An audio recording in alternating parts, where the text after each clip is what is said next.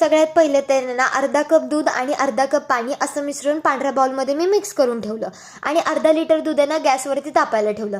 दाखवल्याप्रमाणे त्याच्यामध्ये 1.5 वाटी साखर टाकून घेतली आणि जी कस्टर्ड पावडर मला ह्या पांढऱ्या बाउलमध्ये टाकायची होती ती चुकून घाई गडबडीत मी त्या पातेल्यामध्ये टाकली आणि व्हायचं तेच झालं.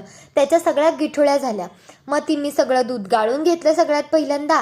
त्याच्यानंतर ह्या सगळ्या ज्या गिठुळ्या आहेत ना त्या दुधामध्ये आधी मिक्स केल्या आणि त्याच्यानंतर मिक्सरला लावून घेतल्या. बरं असं चला आपण बनवतोय फ्रूट कस्टर्ड, जे की खूपच जास्त सोपं आहे. मी कॉम्प्लिकेटेड करून ठेवलंय. दुधामध्ये सगळ्यात आधी आहे ना साखर विरघळून घ्यायची आणि गार दुधामध्ये कस्टर्ड पावडर आधी मिक्स करून त्याच्या गिठुळ्या काढून घ्यायच्या. नंतर पुन्हा ते उकळत्या दुधामध्ये मिक्स करून घ्यायची. संपूर्ण गार झाल्यानंतर फ्रीजला ठेवायचं. चांगलं आहे ना थंडगार झालं ना मिश्रण की असे छोटे छोटे फ्रूट्सचे काप करायचे आणि फ्रूट कस्टर्डमध्ये सर्व करायचं. काही जरी असलं ना तरी ते म्हणतात ना सब्र का फल हमेशा मिठाई होतात, यात काहीच